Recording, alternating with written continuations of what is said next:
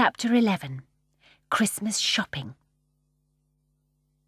"I smell snow," said Jane as they got out of the bus. "I smell Christmas trees," said Michael. "I smell fried fish," said Mary Poppins. And then there was no time to smell anything else, for the bus had stopped outside the largest shop in the world, and they were all going into it to do their Christmas shopping. "May we look at the windows first?" said Michael, hopping excitedly on one leg. "I don't mind," said Mary Poppins, with surprising mildness. Not that Jane and Michael were really very surprised, for they knew that the thing Mary Poppins liked doing best of all was looking in shop windows. They knew, too, that while they saw toys and books and holly boughs and plum cakes, Mary Poppins saw nothing but herself reflected there. "Look, aeroplanes," said Michael, as they stopped before a window in which toy aeroplanes were careering through the air on wires. "And look there," said Jane, "two tiny black babies in one cradle. Are they chocolate, do you think, or china?"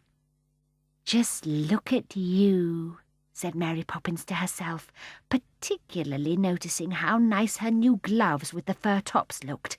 They were the first pair she had ever had, and she thought she would never grow tired of looking at them in the shop windows with her hands inside them. And having examined the reflection of the gloves, she went carefully over her whole person, coat, hat, scarf, and shoes, with herself inside, and she thought that, on the whole, she had never seen anybody looking quite so smart and distinguished. But the winter afternoon she knew was short, and they had to be home by tea-time, so with a sigh she wrenched herself away from her glorious reflection. "Now we will go in," she said, and annoyed Jane and Michael very much by lingering at the haberdashery counter and taking great trouble over the choice of a reel of black cotton. "The toy department," Michael reminded her, "is in that direction." "I know, thank you, don't point," she said, and paid her bill with aggravating slowness. But at last they found themselves alongside Father Christmas, who went to the greatest trouble in helping them choose their presents. "That will do nicely for Daddy," said Michael, selecting a clockwork train with special signals. "I will take care of it for him when he goes to the city."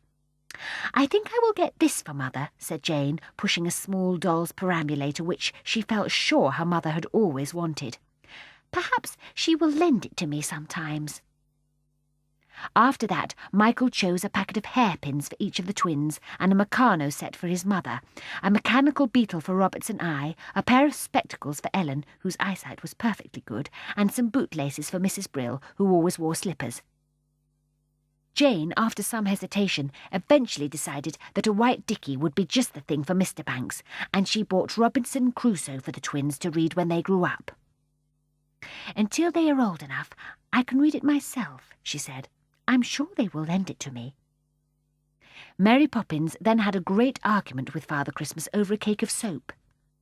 "Why not Lifebuoy?" said Father Christmas, trying to be helpful and looking anxiously at Mary Poppins, for she was being rather snappy. "I prefer Vinolia," she said haughtily, and she bought a cake of that. "My goodness," she said, smoothing the fur on her right-hand glove. "I wouldn't half like a cup of tea." "Would you quarter like it, though?" asked Michael. "There is no call for you to be funny," said Mary Poppins, in such a voice that Michael felt that indeed there wasn't. "And it is time to go home." There! She had said the very words they had been hoping she wouldn't say. That was so like Mary Poppins. "Just 5 minutes longer," pleaded Jane. "Oh, do, Mary Poppins. You look so nice in your new gloves," said Michael, wilily. But Mary Poppins, though she appreciated the remark, was not taken in by it. "No," she said, and closed her mouth with a snap and stalked towards the doorway. "Oh, dear," said Michael to himself as he followed her, staggering under the weight of his parcels. "If only she would say yes for once." But Mary Poppins hurried on, and they had to go with her.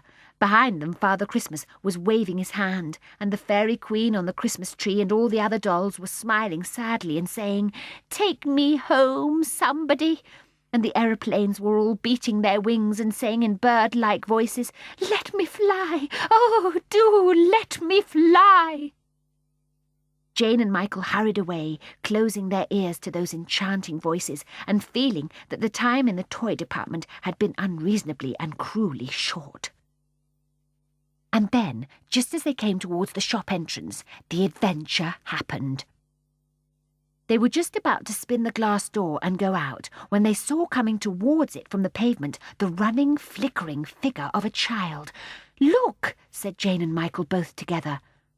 "My gracious goodness, glory me!" exclaimed Mary Poppins and stood still. And well she might, for the child had practically no clothes on, only a light wispy strip of blue stuff that looked as though she had torn it from the sky to wrap round her naked body. It was evident that she did not know much about spinning doors, for she went round and round inside it, pushing it so that it should spin faster, and laughing as it caught her and sent her whirling round and round. Then suddenly, with a quick little movement, she freed herself, sprang away from it, and landed inside the shop. She paused on tiptoe, turning her head this way and that, as though she were looking for someone. Then, with a start of pleasure, she caught sight of Jane and Michael and Mary Poppins as they stood half hidden behind an enormous fir tree, and ran towards them joyously. "Ah, there you are! Thank you for waiting. I'm afraid I'm a little late," said the child, stretching out her bright arms to Jane and Michael. "Now," she cocked her head on one side, "aren't you glad to see me? Say yes! Say yes!" "Yes," said Jane, smiling, for nobody, she felt, could help being glad to see anyone so bright and happy. "But who are you?" she inquired curiously. "What is your name?" said Michael, gazing at her. "Who am I? What is my name? Don't say you don't know me. Oh, surely, surely." The child seemed very surprised and a little disappointed. She turned suddenly to Mary Poppins and pointed her finger. "She knows me, don't you? I'm sure you know me." There was a curious look on Mary Poppins's face. Jane and Michael could see blue fires in her eyes, as though they reflected the blue of the child's dress and her brightness. Does it, she whispered, "begin with an M?" The child hopped on one leg delightedly. "Of course it does, and you know it. M-A-I-A. I'm Maia." She turned to Jane and Michael. "Now you recognise me, don't you? I'm the second of the Pleiades. Electra, she's the eldest, couldn't come because she's minding Merope. Merope's the baby, and the other 5 of us come in between, all girls. Our mother was very disappointed at first not to have a boy, but now she doesn't mind." The child danced a few steps and burst out again in her excited little voice. "Oh, Jane, oh, Michael, I've often watched you from the sky, and now I'm actually talking to you. There is nothing about you I don't know. Michael doesn't like having his hair brushed, and Jane has a thrush's egg in a jam jar on the mantelpiece. And your father is going bald on the top. I like him. It was he who first introduced us. Don't you remember? He said one evening last summer, 'Look, there are the Pleiades, 7 stars altogether, the smallest in the sky, but there is one of them you can't see.'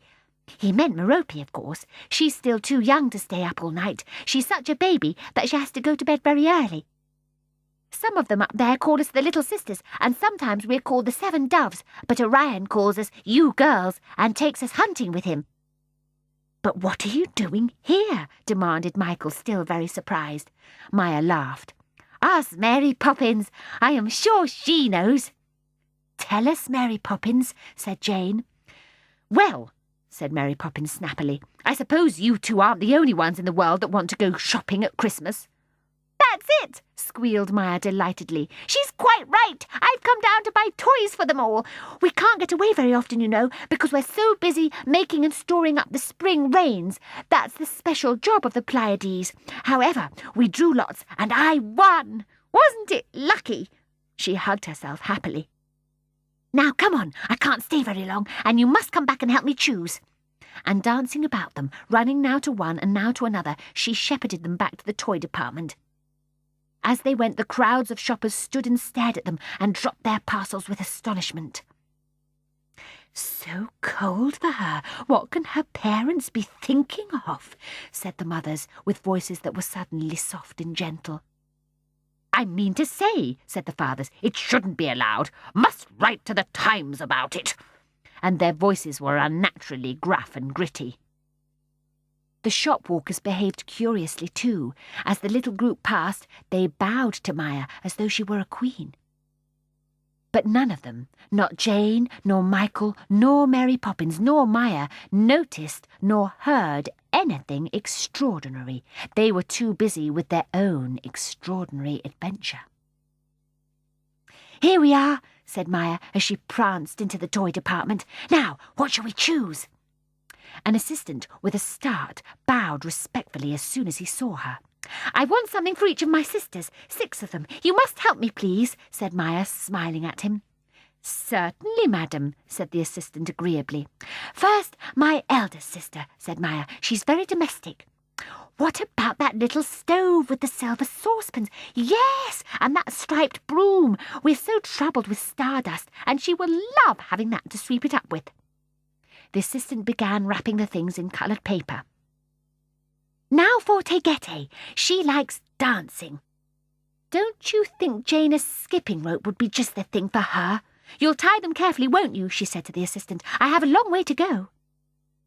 She fluttered on among the toys, never standing still for a moment, but walking with a light, quicksilver step, as though she was still twinkling in the sky. Mary Poppins and Jane and Michael could not take their eyes off her as she flickered from one of them to another, asking their advice. "Then there's Alcyone. She's difficult. She's so quiet and thoughtful, and never seems to want anything. A book, do you think, Mary Poppins? What is this family? The Swiss Robinsons. I think she would like that, and if she doesn't, she can look at the pictures. Wrap it up." She handed the book to the assistant. "I know what Solano wants," she went on. "A hoop. She can bowl it across the sky in the daytime and make a circle of it to spin about her at night. She'll love that red and blue one." The assistant bowed again and began to wrap up the hoop. "Now, there are only the 2 little ones left. Michael, what would you advise for Sterope?" "What about, top?" said Michael, giving the question his earnest consideration. "A humming top. What a good idea! She would love to watch it go waltzing and singing down the sky. And what do you think for Merope the baby, Jane?" "John and Barbara," said Jane shyly, "have rubber ducks." Maia gave a delighted squeal and hugged herself. "Oh, Jane, how wise you are! I should never have thought of that. A rubber duck for Merope, please. A blue one with yellow eyes."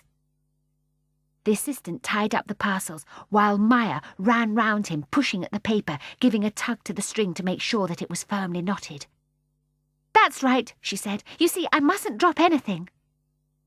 Michael, who had been staring steadily at her ever since she first appeared, turned and said in a loud whisper to Mary Poppins, "But she has no purse. Who will pay for the toys?" "None of your business," snapped Mary Poppins. "And it's rude to whisper." But she began to fumble busily in her pocket. "What did you say?" demanded Maia, with round, surprised eyes. "Pay? Nobody will pay. There is nothing to pay, is there?" She turned her shining gaze upon the assistant. "Nothing at all, madam," he assured her as he put the parcels into her arms and bowed again. "I thought not. You see," she said, turning to Michael, "the whole point of Christmas is that things should be given away, isn't it? Besides, what could I pay with? We have no money up there." And she laughed at the mere suggestion of such a thing. "Now we must go," she went on, taking Michael's arm. "We must all go home. It's very late, and I heard your mother telling you that you must be home in time for tea. Besides, I must get back too. Come." And drawing Michael and Jane and Mary Poppins after her, she led the way through the shop and out by the spinning door. Outside the entrance, Jane suddenly said, "But there's no present for her. She's bought something for all the others and nothing for herself. Maia has no Christmas present." And she began to search hurriedly through the parcels she was carrying to see what she could spare for Maia. Mary Poppins gave a quick glance into the window beside her.